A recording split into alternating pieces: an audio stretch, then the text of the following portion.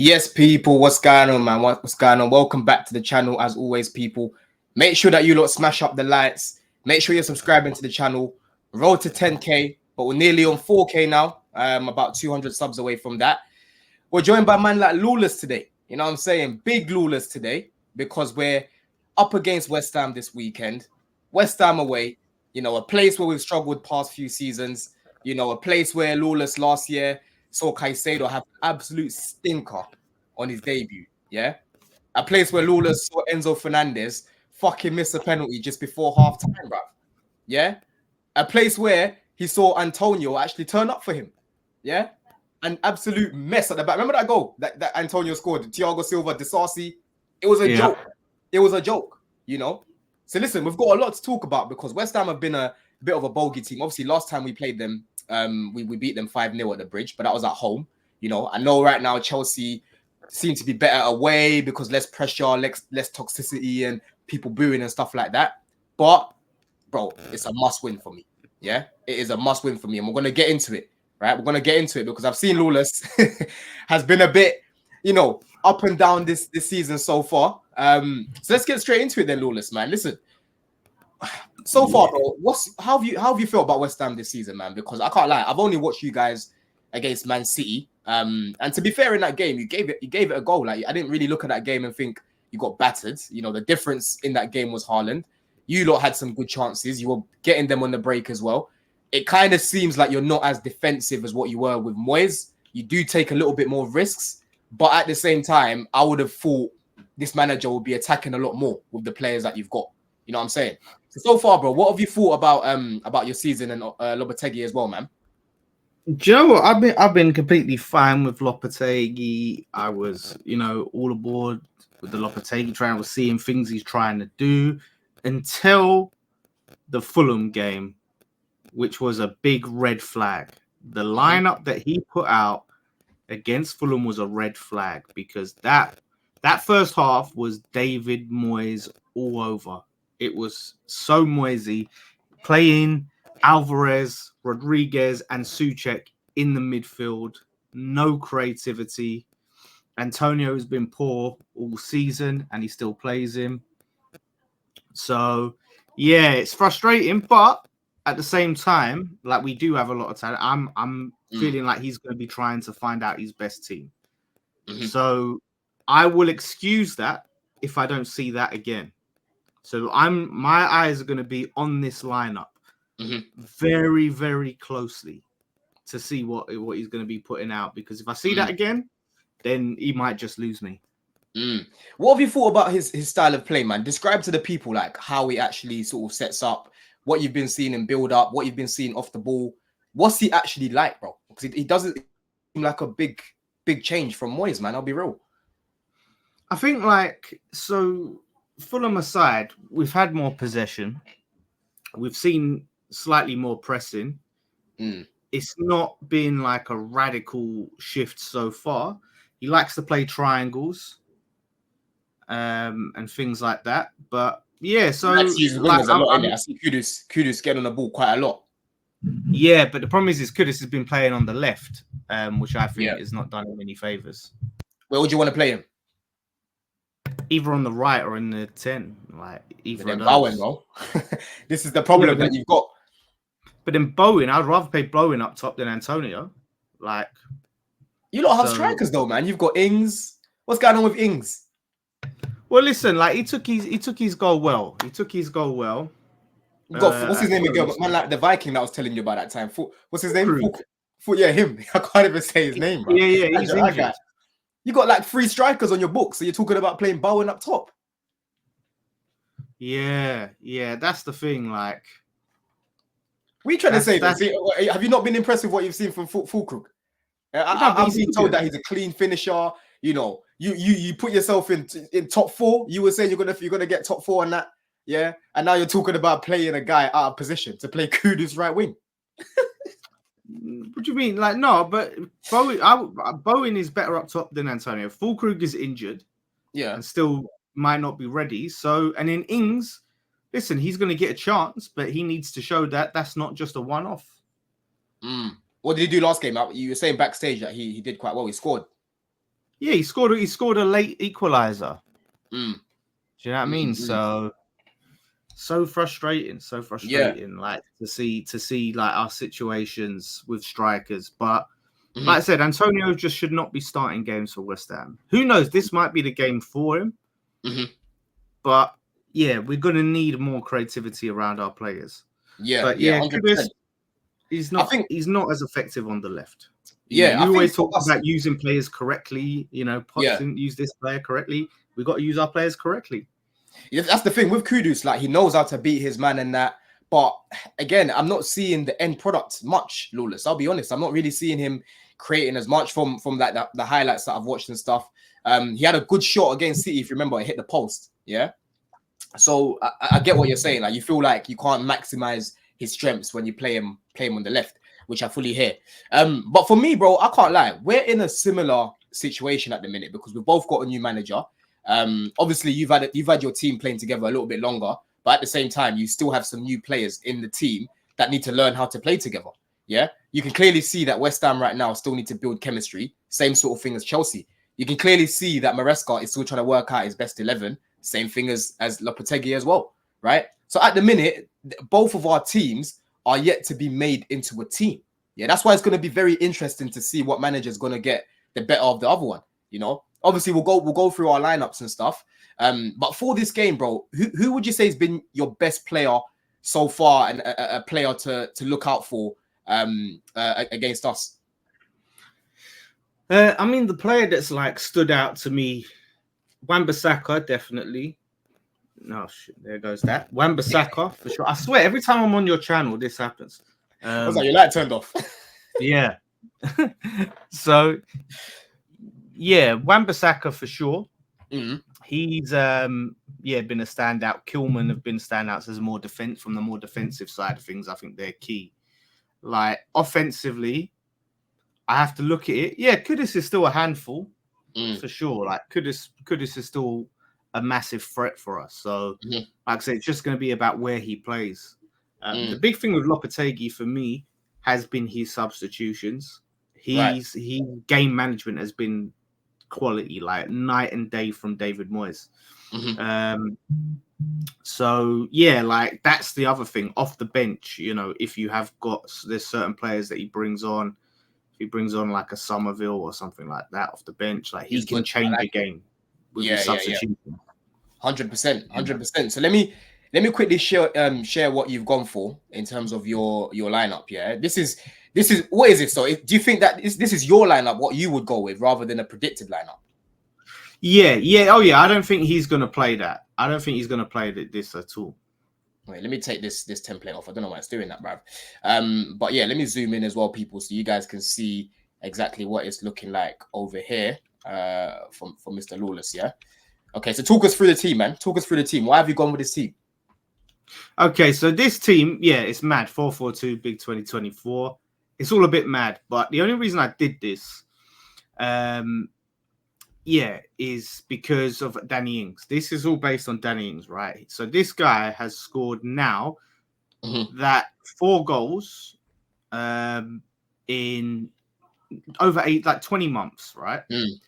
Which isn't a lot. So this was his first goal in a very long time. So the way I looked at it is I want to build on that momentum. So he can basically try and build off that because he has struggled. I think his confidence is going to be up. So I want him to have a chance. But the problem is he's not a lone striker. Like, we can't expect him to play a role like Antonio. He needs players around him, yeah? So it probably won't be exactly like this, but so you might have Bowen slightly deeper, than him. And then you're going to have, Alvarez and, as the defensive midfielder, Paqueta as the 8. And then, Kudus likes to cut inside. And then you've got Somerville bombing down, which I think he deserves a start. So, the defense picks itself. Todibo, I don't know whether he's ready to start. He's going to be the main man. What's it been like, man? I'm getting some mixed reviews from him. Obviously, from East as well, innit? And like, I've got a lot of West Ham friends, and they've been saying that they haven't really been impressed with what they've seen from him so far. What have you thought of Todibo so far, man? Yeah, with Todibo, I just think it's a fitness thing. I don't think he had much of a preseason. Mm. And yeah, so he hasn't looked fit. There's nothing that I can say, his quality's been bad or anything. I think it's just a fitness thing, and that's why we haven't really seen him yet.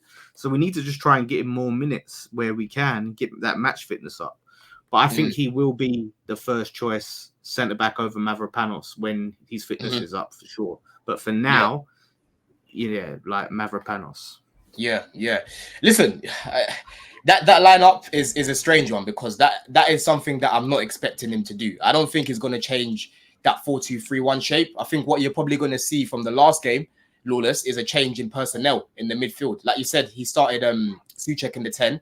He started what's his name, Alvarez, and the other guy Rodriguez, which is mad physical, but again the creativity is that midfield there, big pause is stiff, bro. Yeah, there's no mobility in that midfield. Yeah, you know what I'm trying to say. But again, it's very very solid in there. But I think Paqueta will probably come in. Do you think he'll probably drop Souček into a pivot? Is that something that he does usually? Plays him next to Alvarez in a pivot, or has he been using Souček further up? He's been using Souček further up. Like he's been, I think, like that pivot. Yeah, I think that pivot is more at the moment being Alvarez and Rodriguez. We've got Carlos Sola who come off the bench. He's going to be that guy next to Alvarez, right? Because Rodriguez is more a defensive midfielder, so it's kind of like you're playing two DMs when them two are playing. But that's what it is at the moment. So until Sola is up to speed, that's what it is. If he feels Sola's fit and ready, then it will be Alvarez and Sola, you know. Yeah. And then you have Paqueta in the 10. Yeah. So let me show you the lineup that I've gone with, to face you guys. And literally, we're speaking about this backstage, Lawless, because I was saying, bro, for me, it's very hard at the minute to predict, you know, what lineup he could go with because there's just so many options to pick from, right? And this is kind of what I predict he's gonna do. But there's a few little tweaks that I personally wouldn't have in here. For example, Enzo Fernandez. I wouldn't start Enzo Fernandez in that left half space. I've spoken about this many times. People listen to the channel, and I've spoken at, you know, when you're playing Enzo in that second phase, he's not that good in that role, Lawless, because Enzo needs a lot of time to dictate the game, to think about his next steps. Yeah, you want Enzo ideally over here, bro. Yeah, this is where you want Enzo over here, dictating the game, spraying those passes, switching it across to Madueke, switching it across to Sancho as well. When you see him playing in between the lines, bro, his mobility off the ball ain't the greatest. So all you're doing is showing more of his weaknesses. Yeah, like I said, I like managers that get the best out of their players. And so far, what I'm seeing from Maresca, there's parts that I like, but this Enzo Fernandez conundrum or situation, I don't like it. Right, I don't like it. And at the minute, obviously, he seems to be our next captain after Reece James, which for me means that he's probably going to start this game. And if he does start in this game, I don't see him playing Enzo in the deeper role with Caicedo further forward. I don't think he trusts Enzo to cover the ground that's needed in that role. Yeah, we haven't seen Enzo play in that role once. It's been Caicedo with Enzo further up. Yeah. So from back to front, I've gone with Wesley Fofana at right back because we're missing Gusto. He's still not fit. Obviously, as always, we're missing Reece James, right? You've got Tosin. I've played Tosin at right centre back because last game he actually did quite well when he came on against Bournemouth. He was very, very good, bro. Yeah, in terms of his build-up, just his assurance at the back, very good. Colwill, again, he's been our best defender so far. Looking at the Colwill that I was watching at Brighton, the way he's just been punching it into the midfield and helping us in build-up, bro, is going to be very, very key for us. Yeah, very, very key, especially if West Ham want to come out and try and play against us because you're playing at home. When he gets the ball from the back, he just plays it forward, bro, into Palmer, into the likes of Enzo and so on. Yeah. Cucurella at left back as well. Then I've got Cole Palmer in the half space. For me, I would probably play Dewsbury Hall in the left half space because I feel like he can offer us the legs that Enzo hasn't got off the ball, right? But again, I just don't see that happening. He's another one that's been said to be fit as well. I'd actually go with Neto right wing as well. I like Madueke. I like how he started off the season. But I just want to see a front three of Neto, Jackson, and Sancho. Yeah, because we're yet to see Neto play right wing. He's mainly been used on the left. And in the presser today, Maresca basically said the reason why I used Neto on the left is because he preferred him over Mudryk for last game, and Sancho wasn't ready to start. Right, but he's made it very clear now. Our left wing options are going to be Sancho and Mudryk. Our right wing options are going to be Madueke and Neto. and our 9 options are going to be Nkuku and Jackson. Yeah. And it's a bit sad because Nkuku, listen, for me, I don't mind starting him. You know, he's probably going to miss out in the game because Maresca is basically saying how they're happy with Nico and, you know, they're happy with Nkuku and whatnot. So I don't see Jackson getting dropped for this game, right? You know, so we need to make sure that we're creating some good enough chances for this guy to bury them. Because we know, Lawless, that Jackson is not a good finisher. That's the problem. Yeah, he is not a good finisher. Yeah, and this is the lineup that that we're probably gonna see on the ball. So on the ball, you're probably gonna have Caicedo with Cucurella inverting. Yeah, Noni, Palmer, Enzo, and Jadon Sancho and Nicholas Jackson. So you're probably gonna see like a 3-2-5 build. That's what you're gonna see on the ball, right? But we need to make sure Enzo needs to make sure as soon as we lose that ball, he is going back into a pivot with Caicedo.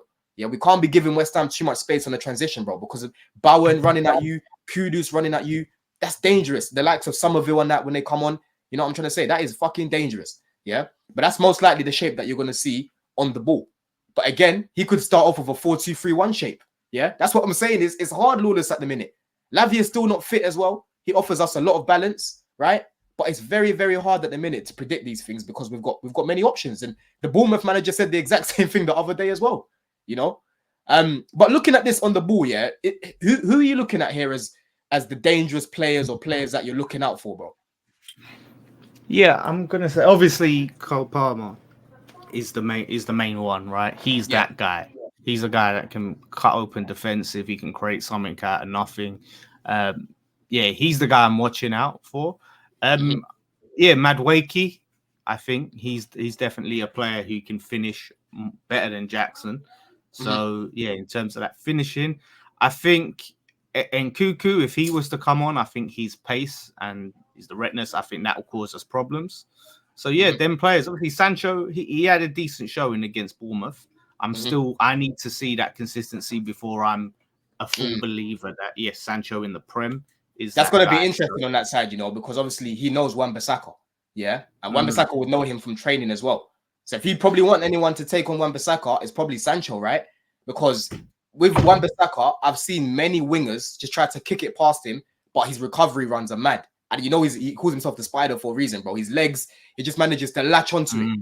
But Sancho's a little bit more unpredictable, bro. Yeah, he can do things to Wan-Bissaka where it's like, yo, I don't know if he's gonna go on the inside. I don't know if he's gonna go wide, right? And that's what I need on that side. I need someone to be a little bit more unpredictable and someone that can bring that quality that Jadon brought in the last game because, bro, he changed the game for us. Yeah. Now look at this lineup here. Now look at the bench that we could have, Lawless. Yeah. We can be bringing on Neto. We can bring on Felix. We can bring on Nkuku. We can bring on Mudryk, right? We can bring on hella man. Yeah. Dewsbury Hall, right? Lavia, like I said, he's not fit. It looks like he's not fit because he wasn't mentioned in the presser today. Yeah. So I'm going to go off the assumption that he's not actually fit. But that's the main difference at the minute between us and a lot of teams. I look at our bench and it can definitely change how the game's going.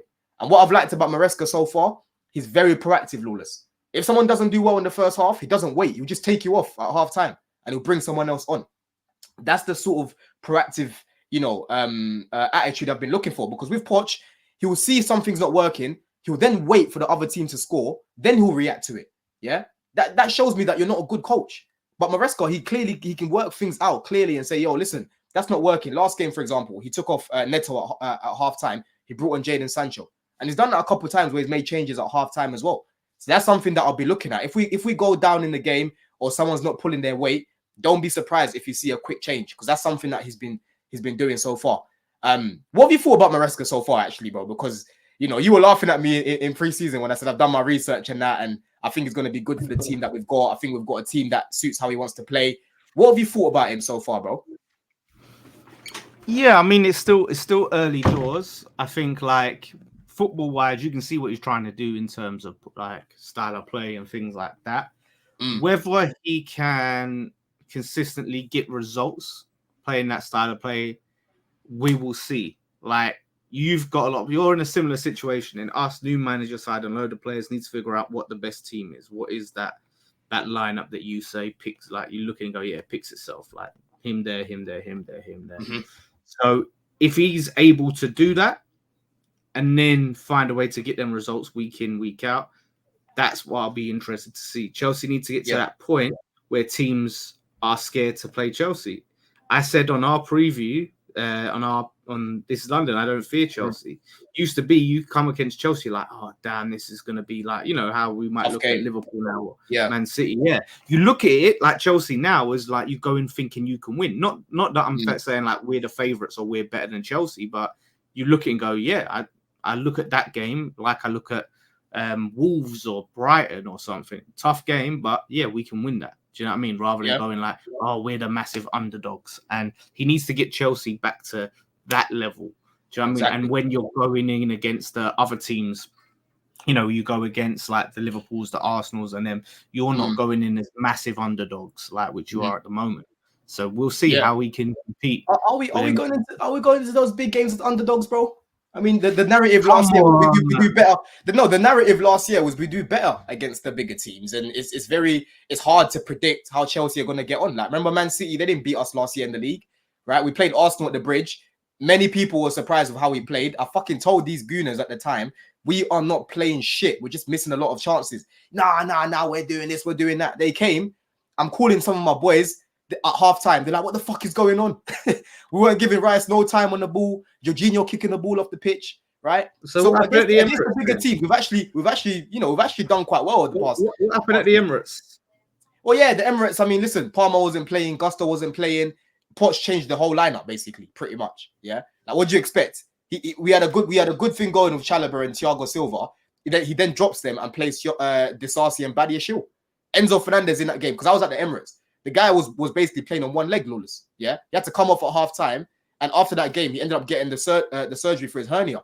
Yeah, we had fucking Alfie Gilchrist at right back. Yeah, so yes, they battered us 5-0, but that was a very weak team that we put out that day. When we play them again, we're not going to play that those same players. One of those players is playing in the championship right now, bro. Do you get it? So yeah, I get what you're saying. Like, yeah, the past few seasons, like you said, we've lost that, you know, that underbelly that we've had where it's like, you know, Chelsea are physical and Chelsea are going to beat West Ham. And because like I said, bro, every time we go away to you guys recently, we keep losing or we keep dropping points. It's fucking annoying. I remember when we played you lot there, when we finished 12th, we scored. First half was very good. Second half, we just fall off a cliff. And then you come back, we draw that game. Yeah. I think that was the game when Souček fucking handballed it. Remember that game? Yeah. Yeah. When Souček handballed it. He fell down and had to, you know, balance himself, and then the ball happened to hit his hand. Oh, come on, man. You know exactly what he was doing. But I can't lie, you're spot on, Lawless, man. We need to start picking up these W's, man, because we've got you lot next, then we've got Brighton, and then we've got Nottingham Forest at home, yeah? And Brighton and Nottingham Forest are both going to be at home. We can be collecting all 3 points in all of these games. I'll be honest, man, because we beat Brighton 3 times last season. We actually lost to Forest at home last year. If you remember, that was the game when Caicedo made that mistake, and then Elanga scored in that game. Yeah.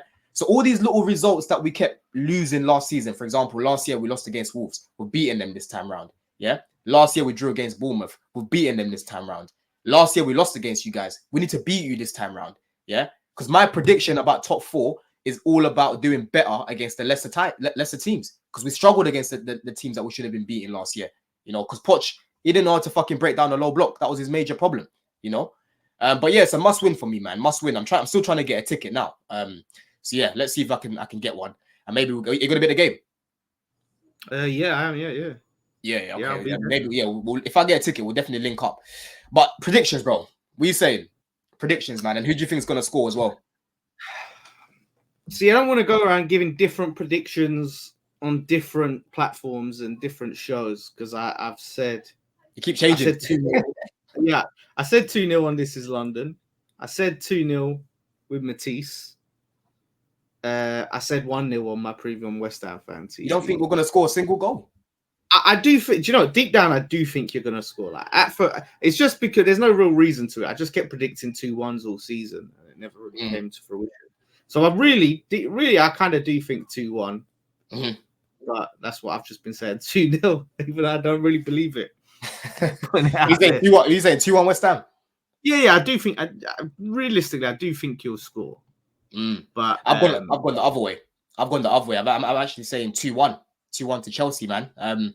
We barely keep clean sheets, and as much as I like our firepower, they're yet to prove to me over a long period of time that they can be very clinical in front of goal. Like, yes, we scored 6 against Wolves, but that was one game. You know, if I'm seeing us bagging consistently, then I can have a different take. But for now, I'm going to be a little bit humble. You know, let me not be too greedy. Let me not be too greedy. I'll take a 2-1 win. You know what I'm trying to say? But if we score more goals, I'll take that all day as well, man. Hey, but listen, let's finish up, Lawless, man. Let them know they can find you, man. Good preview, man. It's gonna be a good game for sure. First game of the weekend as well. Yeah, first game should be a good one. Will be entertaining. London derby should be intense. Yeah, but yeah, Lawless Live. Find me on my channel. I've got video up there with Don. A great clip from the show the other day. There should be a preview with Matisse up there, and there's going to be reactions to that. Obviously, West Ham Fan TV, my other channel. You can go and find all the fan cams and our post-match reactions on there as well. Perfect, man. People, I'm going to put his YouTube in the description as well. But as always, make sure you lot are smashing up the likes, subscribe to the channel. Must win, man. Up the fucking Chelsea every time.